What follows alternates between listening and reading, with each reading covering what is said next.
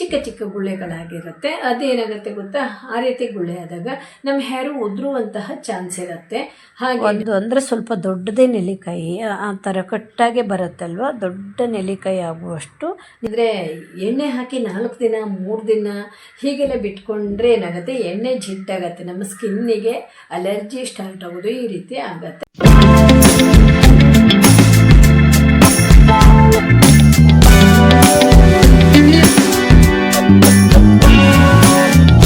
Hi, ನಮಸ್ತೆ friends. ಇವತ್ತಿನ ವಿಡಿಯೋದಲ್ಲಿ ಒಂದು ಹೇರ್ ಆಯಿಲ್ ಮಾಡಿ ತೋರಿಸ್ತೀನಿ. ನನಗೊಬ್ಬರು ಕಮೆಂಟ್ ಮಾಡಿದರು, ತಲೆ ಒಳಗಡೆ ಗುಳ್ಳೆ ಆಗತ್ತೆ, ಏನಾದರೂ ರೆಮಿಡಿ ಹೇಳಿ ಅಂತ. ಅವರಿಗೋಸ್ಕರ ಇವತ್ತಿನ ವಿಡಿಯೋ. ಇದು ತಲೆಯೊಳಗೆ ಆಗುವಂತಹ ಗುಳ್ಳೆ ಒಂದೇ ಅಲ್ಲ, ಡ್ಯಾಂಡ್ರಫು ಕೂಡ ಕಡಿಮೆ ಆಗುತ್ತೆ. ತುಂಬಾ ಬೆನಿಫಿಟ್ಸ್ ಇದೆ. ಇವತ್ತು ಮಾಡುವಂತಹ ರೆಮಿಡಿಲಿ ಯಾವುದೇ ಕೆಮಿಕಲ್ಸ್ ಇಲ್ಲ, ಯಾವುದೇ ಸೈಡ್ ಎಫೆಕ್ಟ್ ಇಲ್ಲ. ತುಂಬ ಸಿಂಪಲ್ಲಾಗಿ ನಾವು ಮನೇಲಿರೋ ವಸ್ತು ಬಳಸಿ ಮಾಡ್ಕೋಬೋದು. ನಮ್ಮ ಹೇರಲ್ಲಿ ಚಿಕ್ಕ ಚಿಕ್ಕ ಗುಳ್ಳೆ ಹೇಗೆ ಬರುತ್ತೆ ಅಂದರೆ, ಇದಕ್ಕೆ ಸುಮಾರಷ್ಟು ಕಾರಣಗಳಿವೆ. ನಮ್ಮ ಬಾಡಿ ಹೀಟ್ ಆದಾಗ ಈ ರೀತಿ ಗುಳ್ಳೆಗಳಾಗತ್ತೆ. ಹಾಗೆ ನಾವು ಹೇರಿಗೆ ಆಯಿಲನ್ನು ಹಾಕ್ತೀವಿ ಅಲ್ವಾ, ಅದನ್ನು ಆಯಿಲ್ ಅಂದರೆ 3-4 ದಿನ ಇಟ್ಕೊಂಡು ಬೆವರೆಲ್ಲ ಹೋಗುತ್ತೆ ಅಲ್ವಾ, ಆ ಥರ ಆದಾಗಲೂ ಕೂಡ ಗುಳ್ಳೆಗಳಾಗತ್ತೆ. ಹಾಗೆ ನಮ್ಮ ಹೇರಿನ ಸ್ಕಾಲ್ಪ್ ಎಲ್ಲ ಕ್ಲೀನಾಗಿ ಇಲ್ಲದೆ ಇರೋದಕ್ಕೂ ಕಾರಣ ಆಗಿರುತ್ತೆ.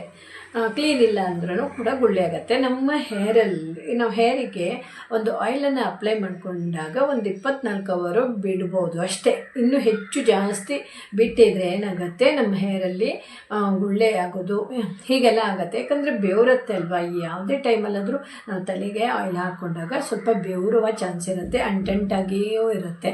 ಒಂದು 24 ಅವರು ಬಿಡ್ಬೋದು. ಓಕೆನಾ, ಹೀಗೆಲ್ಲ ಸಮಸ್ಯೆ ಇರುತ್ತೆ. ಹಾಗೆ ಹೀಟು, ಬಾಡಿಗೆ ಹೀಟ್ ಆದಾಗ ಹಾಗೆ ಕೆಲವೊಂದು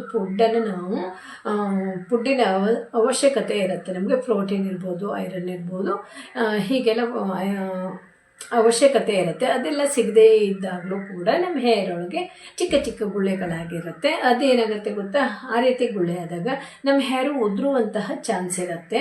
ಹಾಗೆ ಡ್ಯಾಂಡ್ರಫು ಕೂಡ ಆಗುತ್ತೆ. ಹೇರುವಿನ ಬುಡ ಎಲ್ಲ ಅದರದ್ದು ಬೇರು ಎಲ್ಲ ಇರುತ್ತೆ ಅಲ್ವಾ, ಅದಕ್ಕೆಲ್ಲ ಸೋಂಕಾಗುವ ಚಾನ್ಸು ಇರುತ್ತೆ. ಅದಕ್ಕೆ ನಾವು ಆದಷ್ಟು ಗುಳ್ಳೆ ಏನೂ ಇರಬಾರ್ದು, ತುಂಬ ಕ್ಲೀನಾಗಿ ಇಟ್ಕೋಬೇಕಾಗತ್ತೆ.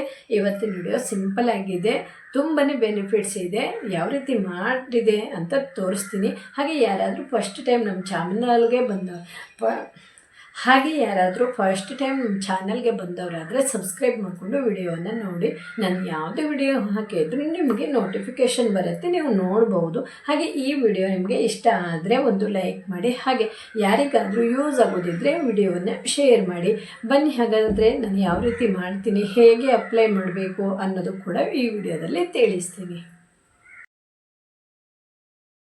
ಒಂದು ಮಿಕ್ಸಿ ಪಾತ್ರೆಯೊಳಗಡೆ ಒಂದು ಮುಷ್ಟಿ ಆಗುವಷ್ಟು ಕರಿಬೇವಿನ ಎಲೆ ಹಾಕ್ಕೊಂಡಿದ್ದೀನಿ. ಹಾಗೆ ನಾನಿಲ್ಲಿ ನೆಲ್ಲಿಕಾಯಿ, ಇದು ಡ್ರೈ ನೆಲ್ಲಿಕಾಯಿ ಮಾರ್ಕೆಟಿಂದ ತಂದಿರೋದು, ಇದನ್ನು ಯೂಸ್ ಮಾಡ್ತಾ ಇದ್ದೀನಿ. ಒಂದು ನೆಲ್ಲಿಕಾಯಿಯನ್ನು ಕಟ್ ಮಾಡ್ಕೊಂಡಿದ್ದೀನಿ.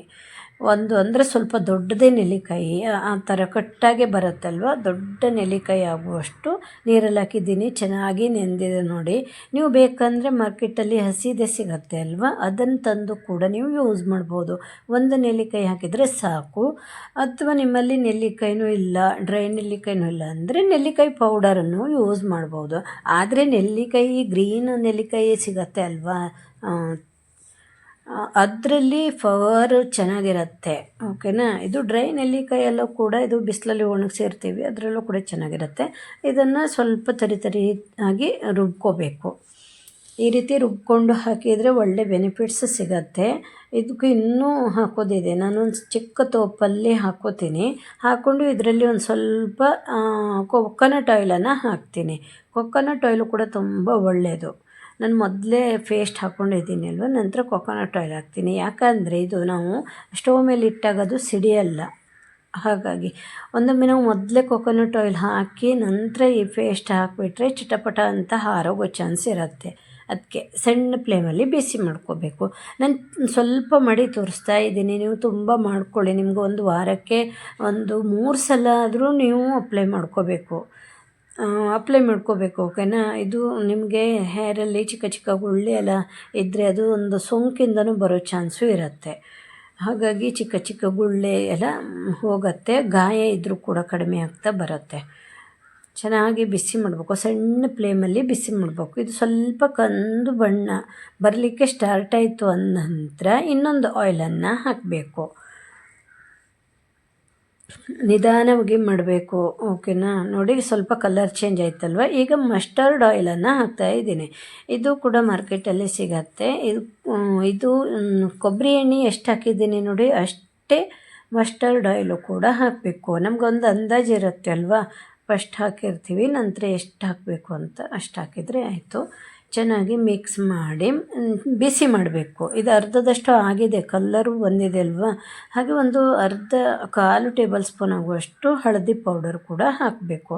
ಹಾಕಿ 1-2 ಸೆಕೆಂಡು ಹೀಗೆ ಬಿಸಿ ಮಾಡಿ ನೊರೆಲ್ಲ ಬರುತ್ತೆ ಅಲ್ವಾ, ಬರ್ತಾ ಇದೆ ಅಂದಾಗ ಸ್ಟೌವನ್ನು ಬಂದ್ ಮಾಡಬೇಕು.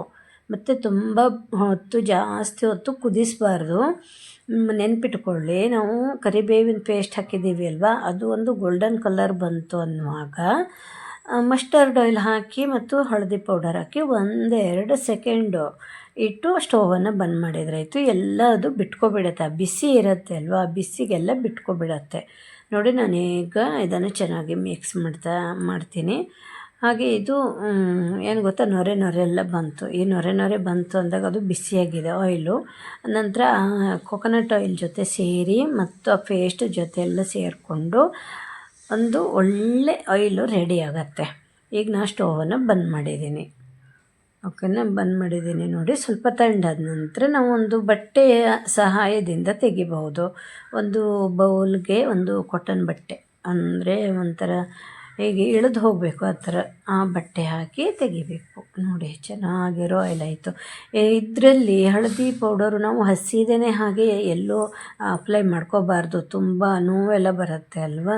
ಹಾಗಾಗಿ ಗಾಯಕ್ಕಾದರೂ ಅಷ್ಟೇ ಹಳದಿ ಪೌಡರನ್ನು ಅಪ್ಲೈ ಮಾಡ್ತಾರೆ. ಆದರೆ ಹಳದಿ ಪೌಡರನ್ನು ಸ್ವಲ್ಪ ಬಿಸಿ ಮಾಡಿ ಅಪ್ಲೈ ಮಾಡೋದು ಇನ್ನೂ ಒಳ್ಳೆಯದು.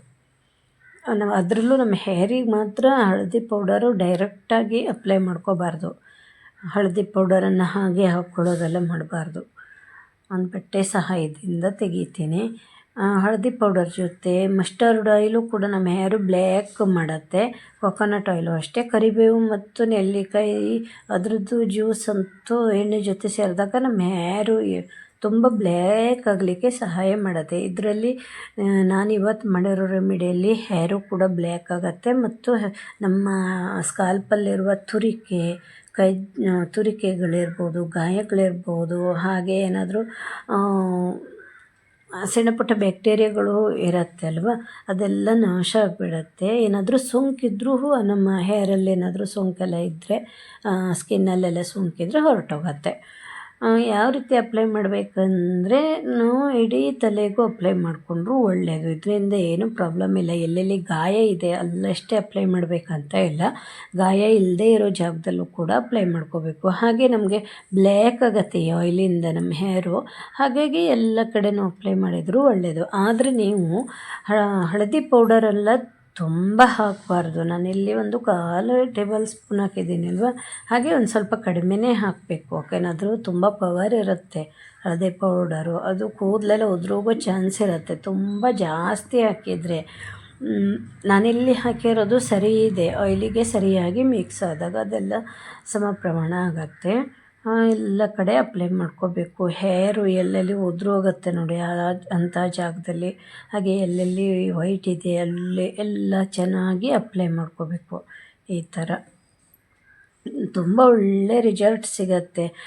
ನಾವು ಏನು ಮಾಡ್ತೀವಿ ಗೊತ್ತಾ, ಆಯಿಲ್ ಹಾಕ್ಕೋತೀವಿ, 4 ದಿನ ಬಿಟ್ಬಿಡ್ತೀವಿ ಅಲ್ವಾ, ಅದೇನಾಗುತ್ತೆ ಎಣ್ಣೆ ಎಷ್ಟೊಂದರೂ ಎಣ್ಣೆನೇ ಅಲ್ವಾ, ಅದು ಒಂದಿನ ನೀವು ನೋಡಿ ಒಂದು ಪಾತ್ರೆಗೆ ಹಾಕಿ ನೋಡಿ, ಸೈಡೆಲ್ಲ ಒಂದು ರೀತಿ ಜಿಡ್ಡಾಗಿರುತ್ತೆ ಅಲ್ವಾ. ಅದೇ ಥರ ನಾವು ತಲೆಗೆ ಹಾಕ್ಕೊಂಡಾಗಲೂ ಕೂಡ ಅದು ತಲೆಯ ತುದಿ ಭಾಗದಲ್ಲೆಲ್ಲ ಗುಳ್ಳೆ ಆಗೋ ಚಾನ್ಸ್ ಇರುತ್ತೆ. ಹಾಗೆ ಎದುರುಗಡೆನೂ ಅಷ್ಟೇ, ಹಣೆಯ ಭಾಗದಲ್ಲೆಲ್ಲ ಗುಳ್ಳೆ ಆಗುತ್ತದೆ, ಅಲ್ಲೆಲ್ಲ ಎಣ್ಣೆ ಎಲ್ಲ ಬಂದು ನಿಂತಿರುತ್ತೆ ಅಲ್ವ, ಎಣ್ಣೆ ಜಿಡ್ಡಾಗಿರುತ್ತೆ, ಆವಾಗ ಅದು ಗುಳ್ಳೆ ಆಗುತ್ತೆ. ಹಾಗೆ ಏನು ಬ್ಯಾಕ್ಟೀರಿಯಾಗಳಿದ್ರೂ ಕೂಡ ಗುಳ್ಳೆ ಆಗುತ್ತೆ, ಹಾಗೆ ತುರಿಕೆ ಬರುತ್ತೆ, ಹೀಗೆಲ್ಲ ಆಗುತ್ತೆ. ಏನಾದರೂ ಸೋಂಕಿದ್ರೆಲ್ಲ ಮಾಯ ಆಗಿಬಿಡುತ್ತೆ ಈ ಆಯಿಲಿಂದ. ಚೆನ್ನಾಗಿ ಅಪ್ಲೈ ಮಾಡ್ಕೋಬೇಕು. ಅಪ್ಲೈ ಮಾಡಿಕೊಂಡು 1-2 ಅವರು, ನೀವು ಜಾಸ್ತಿ ಹೊತ್ತು ಅಂದರೂ ಒಂದು 8 ಅವರ್ ಆದರೂ ಇಟ್ಕೋಬೇಕು. ನಮ್ಮ ತಲೆಯಲ್ಲಿ ಅದೆಲ್ಲ ಚೆನ್ನಾಗಿ ತೊಕ್ಕೊಂಡು ಪ್ಯೂರ್ ಬರಬೇಕು ನೋಡಿ, ಅಷ್ಟು ಆ ರೀತಿ ಮಸಾಜನ್ನು ಮಾಡಬೇಕು ನಾವು ಹೇರಿಗೆ. ನೋಡಿದ್ರಿ ಅಲ್ವಾ, ಎಷ್ಟು ಸಿಂಪಲ್ ಆಗಿದೆ ಅಲ್ವಾ. ನೀವು ಇದನ್ನು ವಾರಕ್ಕೆ 2 ಸಲ ಹೇರಿಗೆ ಅಪ್ಲೈ ಮಾಡ್ಕೊಳ್ಳಿ. ಹಾಗೆ ಆದಷ್ಟು ಕ್ಲೀನಾಗಿ ಹೇರನ್ನು ಇಟ್ಕೋಬೇಕು. ಎಣ್ಣೆ ಹಾಕಿ 4 ದಿನ 3 ದಿನ ಹೀಗೆಲ್ಲ ಬಿಟ್ಕೊಂಡ್ರೆ ಏನಾಗುತ್ತೆ, ಎಣ್ಣೆ ಜಿಡ್ಡಾಗತ್ತೆ, ನಮ್ಮ ಸ್ಕಿನ್ನಿಗೆ ಅಲರ್ಜಿ ಸ್ಟಾರ್ಟ್ ಆಗೋದು ಈ ರೀತಿ ಆಗುತ್ತೆ. ಆವಾಗ ಅದು ಗುಳ್ಳೆ ಆಗುತ್ತೆ. ಇದಕ್ಕೆ ಕಾರಣ ಕೆಲವೊಂದು ಇದೆ. ಓಕೆನಾ. ಆದಷ್ಟು ನೀರನ್ನು ಕುಡಿಬೇಕು ನೀವು. ಹಾಗೆ ಯಾರಾದರೂ ಫಸ್ಟ್ ಟೈಮ್ ನಮ್ಮ ಚಾನಲ್ಗೆ ಬಂದವರಾದರೆ ವಿಲಾಸಿನಿ ಬ್ಯೂಟಿ ಕೇರ್ ಚಾನಲ್ಗೆ ಸಬ್ಸ್ಕ್ರೈಬ್ ಆಗೋದನ್ನು ಮಾತ್ರ ಮರಿಬೇಡಿ. ಈ ವಿಡಿಯೋ ನಿಮ್ಗೆ ಇಷ್ಟ ಆಗಿದೆ ಅಂದ್ಕೊಂಡಿದ್ದೀನಿ. ಇಷ್ಟ ಆದರೆ ಒಂದು ಲೈಕ್ ಮಾಡಿ, ಹಾಗೆ ವಿಡಿಯೋವನ್ನು ಶೇರ್ ಮಾಡಿ.